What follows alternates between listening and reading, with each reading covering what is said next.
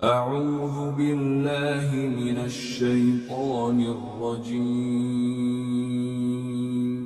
بسم اللہ الرحمن الرحیم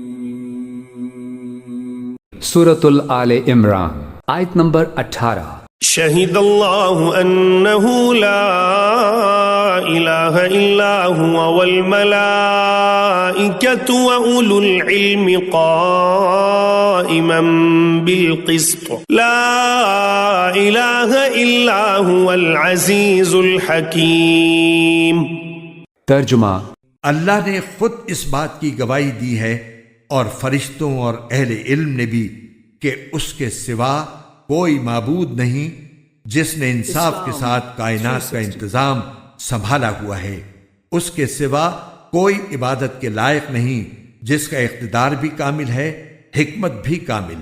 تفسیر: اللہ نے خود شہادت دی ہے کہ اس کے سوا کوئی خدا نہیں ہے، یعنی اللہ جو کائنات کی تمام حقیقتوں کا براہ راست علم رکھتا ہے، جو تمام موجودات کو بے حجاب دیکھ رہا ہے، جس کی نگاہ سے زمین و آسمان کی کوئی چیز پوشیدہ نہیں، یہ اس کی شہادت ہے، اور اس سے بڑھ کر معتبر عینی شہادت اور کس کی ہوگی کہ پورے عالم وجود میں اس کی اپنی ذات کے سوا کوئی ایسی ہستی نہیں ہے جو خدائی کی صفات سے متصف ہو، خدائی کے اقتدار کی مالک ہو اور خدائی کے حقوق کے مستحق ہو۔ یہی شہادت فرشتوں اور سب اہل علم نے بھی دی ہے۔ اللہ کے بعد سب سے زیادہ معتبر شہادت فرشتوں کی ہے، کیونکہ وہ سلطنت کائنات کے انتظامی اہلکار ہیں، اور وہ براہ راست اپنے ذاتی علم کی بنا پر شہادت دے رہے ہیں کہ اس سلطنت میں اللہ کے سوا کسی کا حکم نہیں چلتا، اور اس کے سوا کوئی ہستی ایسی نہیں ہے جس کی طرف زمین و آسمان کے انتظامی معاملات میں وہ رجوع کرتے ہوں۔ اس کے بعد مخلوقات میں سے جن لوگوں کو بھی حقائق کا تھوڑا یا بہت علم حاصل ہوا ہے، ان سب کی ابتدائے آفرینش سے آج تک یہ متفقہ شہادت رہی ہے کہ ایک ہی خدا اس پوری کائنات کا مالک و مدبر ہے۔ آیت نمبر 19۔ ان الدین عند اللہ الاسلام وما اختلف الذین اوتوا الكتاب الا من بعد ما جاءهم العلم بغیا بینہم ومن يكفر بآيات الله فإن الله سريع الحساب۔ ترجمہ: بے شک معتبر دین تو اللہ کے نزدیک اسلام ہی ہے، اور جن لوگوں کو کتاب دی گئی تھی انہوں نے الگ راستہ لا علمی میں نہیں بلکہ علم آ جانے کے بعد محض آپس کی ضد کی وجہ سے اختیار کیا، اور جو شخص بھی اللہ کی آیتوں کو جھٹلائے تو اسے یاد رکھنا چاہیے کہ اللہ بہت جلد حساب لینے والا ہے۔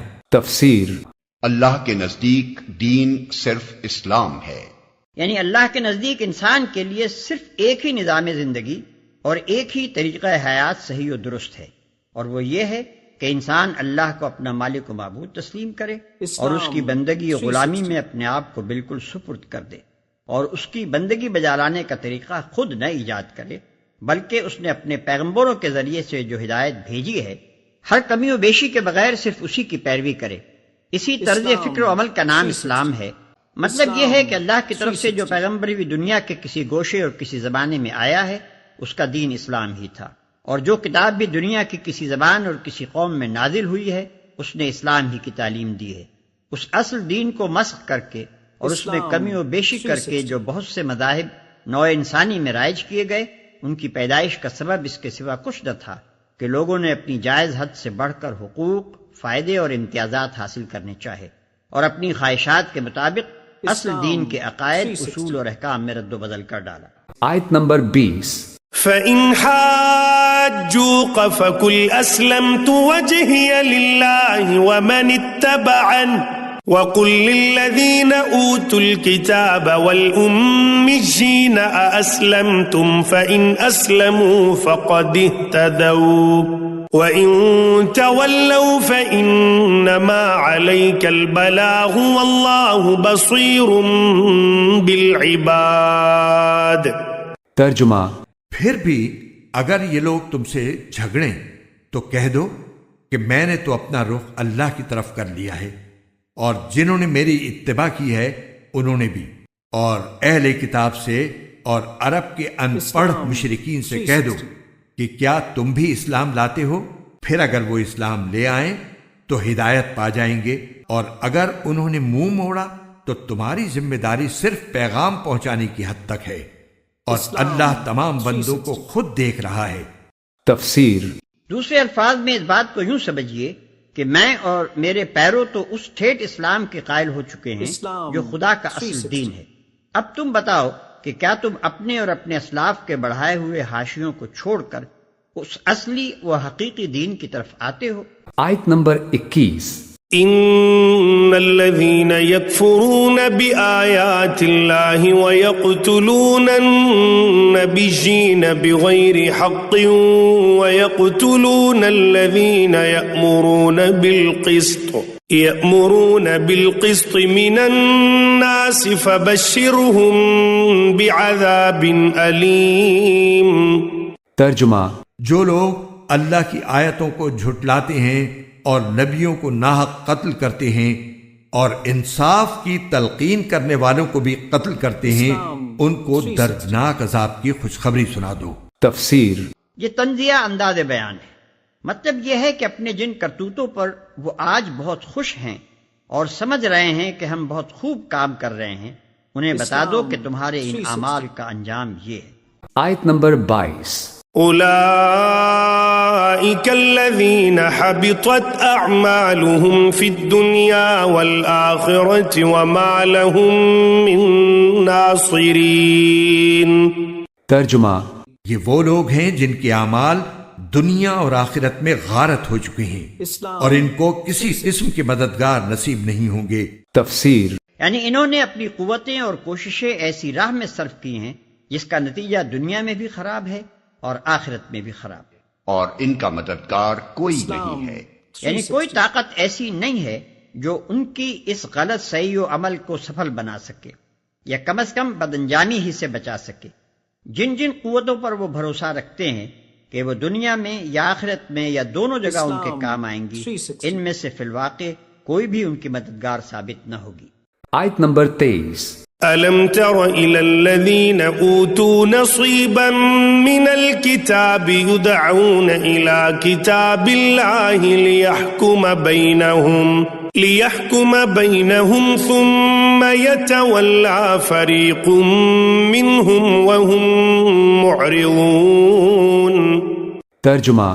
کیا تم نے ان لوگوں کو نہیں دیکھا جنہیں کتاب کا ایک حصہ دیا گیا تھا کہ انہیں اللہ کی کتاب کی طرف دعوت دی جاتی ہے تاکہ وہ ان کے درمیان فیصلہ کرے، اس کے باوجود ان میں سے ایک گروہ منہ موڑ کر انحراف کر جاتا ہے۔ تفسیر۔ یعنی ان سے کہا جاتا ہے کہ خدائی کتاب کو آخری سند مان لو، اس کے فیصلے کے آگے سر جھکا دو، اور جو کچھ اس کی روح سے حق ثابت ہو اسے حق، اور جو اس کی روح سے باطل ثابت ہو اسے باطل تسلیم کر لو۔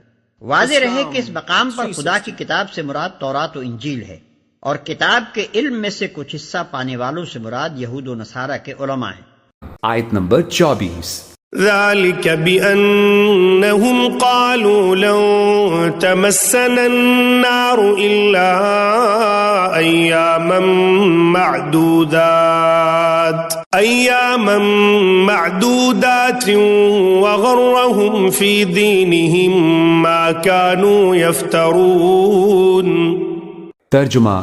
یہ سب اس لیے ہے کہ انہوں نے یہ کہا ہوا ہے کہ ہمیں گنتی کے چند دنوں کے سوا آگ ہرگز نہیں چھوئے گی، اور انہوں نے جو جھوٹی باتیں تراش رکھی ہیں انہوں نے ہی ان کے دین کے معاملے میں ان کو دھوکے میں ڈال دیا ہے۔ تفسیر۔